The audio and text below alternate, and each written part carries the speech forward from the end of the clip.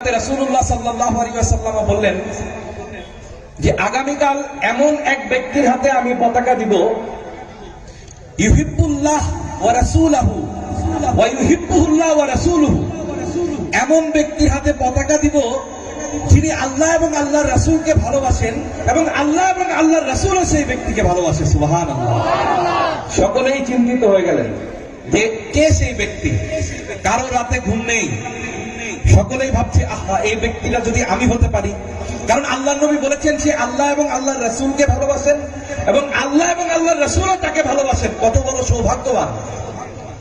হযরত ওমর রাদিয়াল্লাহু তাআলা আনহু, ওনার মতো এত উঁচু মাকাম সম্পন্ন সাহাবী, উনি বলছেন যে ওই দিন আমার অন্তরে ইচ্ছা হয়েছিল নেতৃত্বের, যে রাসূলুল্লাহ যেন আমার হাতে পতাকাটা তুলে দেয়। সুবহানাল্লাহ। সকাল হয়ে গেল, নবী পাক সাল্লাল্লাহু আলাইহি ওয়াসাল্লাম আদেশ করলেন আলী ইবনে আবি তালেবকে ডাকো। সুবহানাল্লাহ। তখন সাহাবীরা বললেন ইয়া রাসূলুল্লাহ, আলী ইবনে আবি তালেব, হযরত আলী তো অসুস্থ, তার চোখে ব্যাধি হয়েছে, তার চোখ অসুস্থ। তখন নবীজি বললেন তাকে তুমি ডাকো।